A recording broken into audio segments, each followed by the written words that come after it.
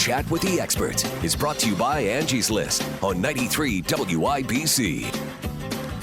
Welcome back to Chat with the Experts, brought to you by Angie's List. I'm Kyle Hawk, and we're spending today's show out in the garage with Fritz Klooz of Innovative Garages. We're talking all about garage organization. We're also going to talk about floor coatings and garage doors, but before we get there, I actually want to follow up on what we were just discussing, which was the organization end of things. And we had mentioned the garage cabinets being a way that you can go about organizing your garage. What options are available in regards to garage cabinets? Well, there are several options. I guess the main options are wood cabinetry or metal cabinetry, and there are some plastic cabinets out there, but we don't deal in those. Mm-hmm.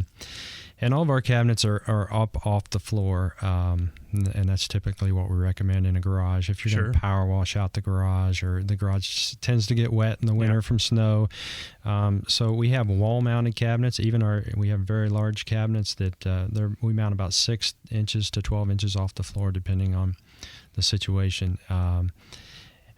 So that just allows you to sweep under them, clean under them a lot easier. And it's a powder-coated wood finish, so it's similar to like a powder-coated steel.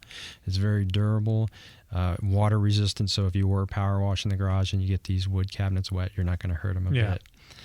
They come in 12 different colors, so you can customize it to whatever color you want to do. There's 450 different cabinet styles, so you can really customize this cabinet line. We do another cabinet line. It's called Gladiator Garage Works that a lot of people might be familiar with. And it's a metal cabinet. It's made by Whirlpool. And that cabinet line can be mounted to the wall, or it can be on legs, or it can be on wheels. So a lot of different options with that. But basically with that cabinet line, we'll put up a wall panel system, and the cabinets will actually hang on the panel. Or like I said, you can leave them on the floor. But what's neat about that system is it's really the last garage cabinet you'll ever have to buy, because if you ever move, it's not permanently mounted. You can take it with you, and a lot of people do. So yeah, that makes sense. This sounds like some pretty big jobs. Is this something that somebody could do themselves, or do you always want to have a professional setting that up? No, everything we sell as far as cabinets, the Gladiator cabinets we sell, and a customer can definitely install those themselves. But our wood line of cabinets is something that has to be installed by somebody who's been trained. Literally, when they get shipped to us, it's a pallet full of boards, and we show up to the job site with a pallet full of boards and put them together and assemble them on the wall. With that system, they have no legs or anything, so we mount steel rails to the wall, and the whole system is built hanging from those steel rails. But it is a permanent cabinet. Yeah. So. One thing... It's always one of the top questions, and it's always subjective based on what kind of system you're putting in place. But when we talk about cost, what kind of cost is somebody looking at? Obviously it's going to be based on the system they want, but give us, I guess, a ballpark idea of what we should be expecting. Well, like I said, we kind of evaluate each garage individually, and as an average, I guess the average would be probably around $2,500 that someone would spend on cabinets for their garage. But they may only need one cabinet, and we'll go out there and evaluate. If it's just, sometimes it's a $500 job. We've seen people spend over $30,000. Wow. So it just depends, on how carried away you want to get, I guess, or how much you really want to have a cool garage in some cases. Definitely. Well, there's a lot to think about there. I do want to transition here for a little bit and talk about flooring in the garage. What do you feel has been the reason for the sudden interest that people are taking in things like floor coatings and really making the floor of the garage look as nice as it does?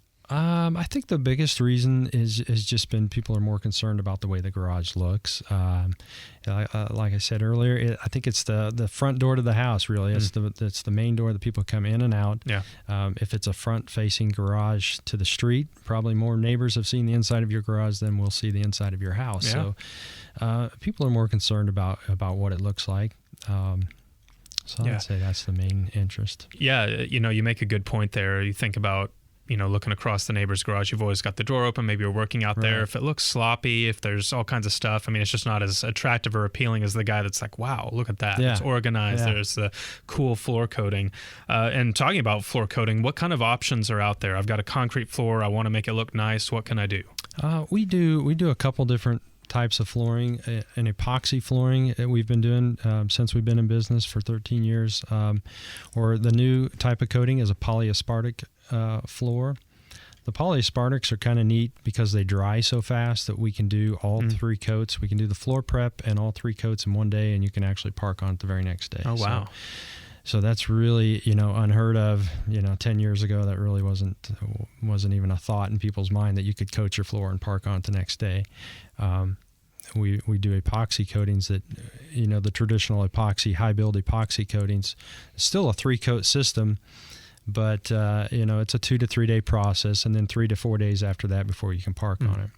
But it is less expensive than the polyaspartic coating. So they're both very durable in their own aspects and have benefits either way.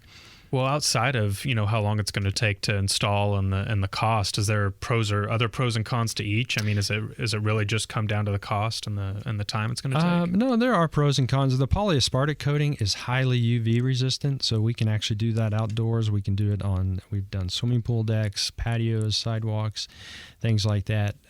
It won't yellow over time. Epoxies are great in a garage, but if you put them outdoors over 10 years, they would start to yellow. So they're not really an outdoor coating. Yeah. Some of the other benefits, epoxy, if you have a damaged floor, epoxy is slower drying, and it's a self-leveling coating. Okay. So it may take 10 hours to totally dry and set up.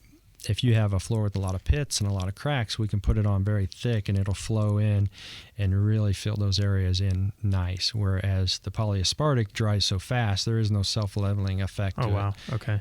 Literally, we have 15 minutes to do a whole garage, and about 20 minutes after that, it's set up to where we can almost walk on it. So there's no self-leveling effect to that at all. Yeah. Are you starting to see more people go with the polyaspartic now? I mean, is that kind of a thing that's happening and people are taking more of an interest in that? I think more people are taking an interest in it. It is a little more expensive. It's about 25% more in cost to do the polyaspartic versus the epoxy. But we do offer a better warranty with it. It ends up being a little thicker coating. And when we put it down, we do a full broadcast of color chip blends on top of the coating or in the coating, within the coating. So it gives it a little more durability. It's a little thicker coating, so therefore we give a little longer warranty on it. But, but really, you should get 15 to 20 years out of either type of floor we do if it's done right. Yeah. And I think maybe a lot of people might consider it's just the aesthetic appeal, but it really does sound like there's it's not only that, it's actually protecting your floor, especially for something that's going to last 15 years. Exactly. It's like I say, most people get it because it looks good, it looks clean, but it actually protects the concrete. If you've seen concrete that's pitted or crumbling or cracked, Indiana winters are harsh with the salt. Yeah. And this will definitely protect against that. But like I said, if salt's already gotten to the concrete, we can fix that. We can repair that too. Right. Well, before we head to the break here, I want to quickly talk about garage doors. When talking about garage door repair, garage door installation, one of the big things is safety. If somebody's going to be doing it themselves, so what are some of the main safety concerns for anybody that's getting ready to head out to the garage and start working on the garage door? There's not a lot I would recommend the homeowner do to the door other than lubricate the door a couple times a year, simply because the door is under a lot of tension with the spring. And not just the spring, but the cables, the cable mounts, the drums, all that's under a lot of tension. And if you don't have the proper tools or training to work on that, people have been severely injured or killed by those springs. I mean, they're very dangerous. So it's best not to mess with the springs. How do you know when it's time to consider having a new garage door installed? Most people will do it just because they want to upgrade their door. Maybe it's not insulated. But really, if it's a wood door and it's starting to swell up, or there's broken panels or something like that, if it's a metal door and it's starting to rust, or it's just rickety as it's going up, or maybe you get a lot of repairs. Maybe once a year you're calling for a garage door repair. It's real noisy or shaky as it's going up. It might be time to look at getting a new door. Yeah. All right. Well, it's time for us to take another quick break here, but don't stop in your tracks. We're going to be back here in just a moment to talk with Fritz about your listener questions and get you some helpful tips and tricks in our What's Trending segment. We'll be back in a flash. You're listening to Chat with the Experts, brought to you by Angie's List. Do you love a good bargain? Angie'sList.com showcases popular deals from highly rated local companies so you can save time and money on the home and health services you need most. Remodeling your kitchen? Painting your house? Cleaning your carpet? We've got a deal for that. Angie's List members even have access to exclusive discounts, up to 80%. Don't waste another day or another dollar. Start shopping now at Angie'sList.com.